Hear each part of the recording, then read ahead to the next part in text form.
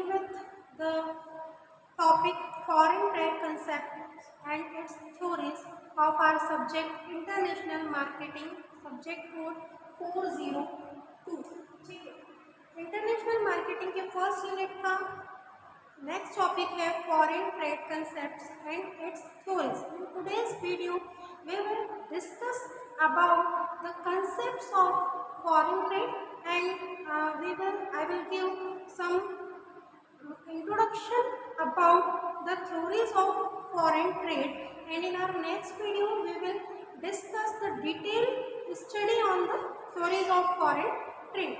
तो foreign trade concepts and theories को हम आज के इस वीडियो में जो है वो डिस्कस करेंगे. फॉरेन ट्रेड कंसेप्ट होता क्या है या इंटरनेशनल ट्रेड भी हम उसको कह सकते हैं. तो देखिए students, because whenever we studied the subject international marketing, that means we are studying this subject for the future prospect. ठीक है, फ्यूचर के प्रॉस्पेक्ट से अगर हम इस सब्जेक्ट को पढ़ें, इन फ्यूचर हम जहाँ भी हो अपना खुद का कोई बिजनेस सेटअप करें या हम किसी बहुत बड़ी एमएनसीज में हो, तो हम इंटरनेशनल मार्केटिंग या जो फॉरेन कंट्रीज़ हैं उनके साथ अपने ट्रेड को कैसे इंक्रीज कर पाएंगे या किन किन थ्योरीज के थ्रू या किन किन कंसेप्ट के थ्रू जो है वो हमें आगे बढ़ना है. तो आज का जो टॉपिक है वो बहुत ज़्यादा इम्पॉर्टेंट है और डेफिनेटली एग्जाम के पॉइंट ऑफ व्यू से भी थ्योरीज ऑफ फॉरेन ट्रेड पूछी ही जाती है, या तो पर्टिकुलर नेम से या जिस भी तरीके से उनका क्वेश्चन पेपर में बनता है क्वेश्चन, लेकिन डेफिनेटली वो क्वेश्चन फॉरेन ट्रेड थ्योरीज का फर्स्ट यूनिट से होता है.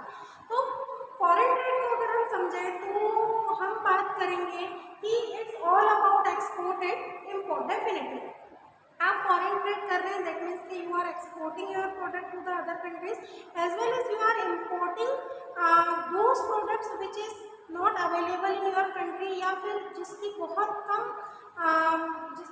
प्रोडक्शन आपकी कंट्री में है या जो रेट वाइज बहुत ज़्यादा आपको पड़ते हैं, तो आप ऐसे प्रोडक्ट्स का क्या करते हैं, इम्पोर्ट करते हैं. तो ये हमने शुरू से पढ़ा है ट्रेड के कंसेप्ट में कि generally it's focus on the export and import. What foreign trade, कि फॉरेन ट्रेड की जब भी स्टडी की जाएगी तो it will be all about their exports and their imports. तो ये हम इंडिया में हैं, इंडियन स्टूडेंट्स हैं और इसीलिए एक्सपोर्ट इम्पोर्ट पढ़ रहे हैं, ऐसा नहीं. फॉरेन में बैठे अगर स्टूडेंट्स भी एक्सपोर्ट इम्पोर्ट को ध्यान रखेंगे तो वो उनके पर्सपेक्ट से उसको समझना चाहिए कि भाई हमारी कंट्रीज किन गुड्स का इम्पोर्ट करती है और किन गुड्स का एक्सपोर्ट करती है, दोनों का रेशियो क्या है. नेक्स्ट पॉइंट में समझते हैं. So what is the total value of export and import. जब हम फॉरेन ट्रेड पढ़ ही रहे हैं तो हमें ये भी पता चलना चाहिए कि टोटल वैल्यू क्या है. आप जो एक्सपोर्ट कर रहे हैं उससे आपको अच्छी इनकम हो रही है, या जो प्रोडक्ट्स आप इंपोर्ट कर रहे हैं आपका सारा मुनाफा उसमें ही चला जा रहा है. तो एक्सपोर्ट करना का मतलब का ही नहीं. क्या होता है कि जब आप हमेशा कोई भी कंट्री होगी तो वो ये सोचेगी कि हम जो एक्सपोर्ट कर रहे हैं, एक्सपोर्ट जितने भी प्रोडक्ट्स गुड्स सर्विसेज जो भी आप एक्सपोर्ट कर रहे हैं उसके बदले में आपको क्या मिल रही है, मनी मिल रही है. आपको जब ट्रेड होता है तो आप प्रोडक्ट जब सेल करेंगे तो आपको उसके बदले में पैसे मिलेंगे. तो जो आप एक्सपोर्ट कर रहे हैं उससे जो आपकी इनकम हो रही है, कहीं वो इनकम आपके इंपोर्ट किए हुए खर्चे से कम तो नहीं है ना. मतलब कहने का क्या कि आपने एक्सपोर्ट करा 1 करोड़ का product good services other countries को और आपने इंपोर्ट कर लिया 1.5 करोड़ का, तो हुआ क्या कि आपका जो इंपोर्ट है वो ज़्यादा है as compare to export. That means कि आपकी जो कंट्री है वो घाटे में चल रही है, पैसा ज़्यादा रहा है और उसके बदले में मुनाफा हमको हमारे एक्सपोर्ट से कम हो रहा है. तो here what is the total value of export and import, and then which is higher. Export किया हुआ मटेरियल से जो प्रॉफिट हो रहा है वो ज़्यादा है, या इम्पोर्ट किए हुए प्रोडक्ट पर जो खर्चा हुआ है वो ज़्यादा है. हमने ज़्यादा कोई अमाउंट अदर कंट्रीज को तो नहीं जा रहा है इम्पोर्ट करने. इसलिए हम क्या कहते हैं, अभी आपने सुना होगा हमारी गवर्नमेंट में कि भाई स्वदेशी अपनाओ. क्यों अपनाओ? क्योंकि जब आप आपके ही कंट्री में बने हुए प्रोडक्ट सर्विसेज को कंज्यूम करेंगे तो आप इंडियन हैं, आपके जो पैसा आप अपने ही कंट्री में बने हुए प्रोडक्ट के ऊपर खर्च कर रहे हैं, दैट मीन्स कि वो पैसा आपकी कंट्री से बाहर नहीं जा रहा है. लेकिन आप अगर कोई अदर कंट्रीज के प्रोडक्ट लेते हैं, जैसे मान लीजिए कि बहुत सारे प्रोडक्ट, पर्टिकुलर कोई एक नहीं बताऊंगी क्योंकि आप सबको भी पता है कि जो अदर प्रोडक्ट्स हैं जब आप उनको खर्चा करते हैं तो वो प्रॉफिट कहाँ जाता है, अदर कंट्रीज में जाता है, क्योंकि वो वहाँ से इम्पोर्ट किया हुआ मटेरियल है. अब हम क्वेश्चन एक आता है कि भाई इम्पोर्ट में जब ऐसा होता है तो हम अदर कंट्रीज से एक्सपोर्ट करना ही बंद कर दें, सॉरी इम्पोर्ट करना ही बंद कर दें, बट इट इज़ इम्पॉसिबल, ऐसा पॉसिबल नहीं है, क्योंकि जब बहुत बड़े बड़े कॉन्ट्रैक्ट्स होते हैं, है ना, one countries to another countries, जैसे WTO है जो वर्ल्ड ट्रेड ऑर्गेनाइजेशन है, उसमें बहुत सारी कंट्रीज क्या है, इंडिया भी उसका एक क्या है हिस्सा है, तब वहाँ पर जो कॉन्ट्रैक्ट होते हैं आप कभी भी ये नहीं सोच सकते कि मैं खुद अकेला सब कुछ मैनेज कर लूँगा, हमको किसी ना हमें सबकी मदद की जरूरत पड़ती है समय समय पर।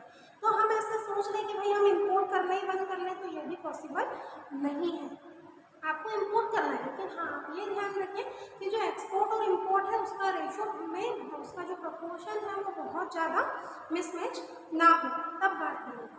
फिर अगला क्या है, it is the exchange of goods and services. ठीक है, जैसे क्या कि आप यहाँ पर क्या कर रहे हैं फॉरेन ट्रेड में कि गुड्स एंड सर्विसेज का एक्सचेंज कर रहे हैं between two countries in international market. International market में जो दो कंट्रीज हैं, दो से ज़्यादा भी हो सकती हैं, आप उनके बीच में गुड्स एंड सर्विसेज का क्या कर रहे हैं स्टूडेंट्स, एक्सचेंज कर रहे हैं।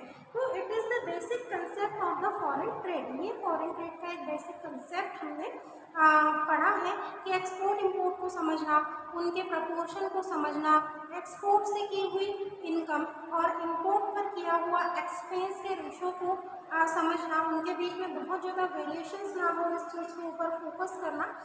This is all about the foreign trade, है ना। अब फॉरेन ट्रेड में क्या हुआ, जैसे जैसे समय आगे बढ़ा, जो एक्सपर्टीज, जो रिसर्चर्स रहे, उन्होंने अपनी कुछ थ्योरीज को जो प्रतिपादित किया, सिद्धांतों को बनाया। तो जो फॉरेन ट्रेड की थ्योरीज हुई उनको दो कैटेगरी में क्या कर दिया गया, डिवाइड कर दिया गया।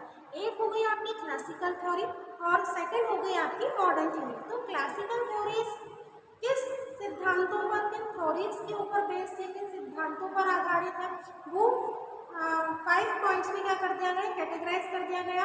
हर थ्योरी में किस चीज़ के ऊपर फोकस करना है इसको बताया गया। फिर मॉडर्न थ्योरी को अलग अलग टाइप्स में डिवाइड कर दिया गया, 4 टाइप्स में डिवाइड कर दिया गया। किस फेज में या किस थ्योरी में किन चीज़ों के ऊपर, किन कंसेप्ट के ऊपर आपको फोकस करना है, ये बताया गया। तो क्लासिकल थ्योरीज जो थी वो हमारी 5 टाइप्स में जो है वो बांटा गया या क्लासीफाई किया गया उनको। तो क्लासिकल थ्योरी सबसे पहले होती है आपकी मर्केंटाइलिज्म, सेकंड होता है आपका एब्सोल्यूट एडवांटेज, देन आता है आपका कंपैरेटिव एडवांटेज थ्योरी, उसके बाद एक्शन ऑलिंग थ्योरी और लास्ट आता है आपका लेवटिव पैराडॉक्स। ठीक है, तो क्लासिकल थ्योरीज को 5 टाइप्स में क्लासीफाई किया गया। हर टाइप में अपने अलग सिद्धांत के ऊपर ध्यान दिया गया, अलग सिद्धांत के ऊपर, अलग थ्योरी के ऊपर फोकस किया गया। फिर मॉडर्न थ्योरीज में क्या हुआ, तो मॉडर्न थ्योरी में सबसे पहले आया आपका क्लासिफिकेशन फर्स्ट टाइप का कि कंट्री सिमिलरिटी थ्योरी, देन आता है आपका PLC थ्योरी मतलब product life cycle theory. Next theory of modern that global strategic revival, then quarters national comparative advantage. ठीक है, तो इस तरीके से क्लासिकल और मॉडर्न थ्योरी को अपने अलग अलग टाइप्स में क्या कर दिया गया, डिवाइड किया गया। और हर थ्योरी में हर एक मर्केंटाइलिज्म की अलग, एडवांटेज थ्योरी अलग, कंपैरेटिव थ्योरी अलग में अलग अलग बातों के ऊपर, अलग अलग सिद्धांतों के ऊपर क्या दिया गया, जोर दिया गया। तो जब हम हमारे नेक्स्ट वीडियोज़ में इन थ्योरीज को डिटेल में स्टडी करेंगे तब हमें ये समझ में आएगा कि जब फॉरेन के साथ, फॉरेन कंट्रीज़ के साथ या इंटरनेशनल लेवल पर जब किसी भी प्रोडक्ट्स का एक्सचेंज, गुड्स का, सर्विसेज का एक्सचेंज किया जाता है या हम ये कहें कि एक्सपोर्ट किया जाता है, इम्पोर्ट किया जाता है, तो आपको किन किन थ्योरीज के ऊपर ध्यान, किन किन थ्योरीज को ध्यान में रखते हुए इस एक्सचेंज को, इस विनिमय को करना चाहिए, इस ट्रेड को आपको करना चाहिए। जिससे क्या होगा कि जब आप अलग अलग, जैसे अभी मैं एक ओवरव्यू अगर दूँ तो मर्केंटाइलिज्म में क्या हुआ कि अलग अलग चीज़ों पर कि जब आप व्यापार कर रहे हैं तो आप एक्सपोर्ट और इम्पोर्ट में के रेशो में क्या करेंगे, आप ध्यान रखेंगे। आप ये सोचेंगे कि आप कम से कम इम्पोर्ट करें और ज़्यादा से ज़्यादा एक्सपोर्ट करें। फिर एडवांटेज थ्योरी आप पढ़ेंगे तो पूर्ण लाभ, कि दैट मीन्स कि हम इस तरीके का कोई बिजनेस फॉरेन कंट्रीज के साथ करें जिससे हमको मतलब सिर्फ और सिर्फ प्रॉफिट हो। लेकिन लाइक वाइज अलग अलग थ्योरीज के अलग अलग कंसेप्ट हैं जो हम हमारे नेक्स्ट वीडियो में डिस्कस करेंगे डिटेल में। और ये भी हम समझेंगे कि अगर हम एज अ इंटरनेशनल मार्केट में, तो हमें किस समय किस थ्योरी को अप्लाई करना है या किस थ्योरी किस सिद्धांत पर चलकर हमको प्रॉफिट मिल सकता है, उस पर ध्यान देना है, उसे अपनाना है। तो इन सारी चीज़ों पर हम हमारे नेक्स्ट वीडियो में जो है वो डिस्कस करेंगे। Thank you.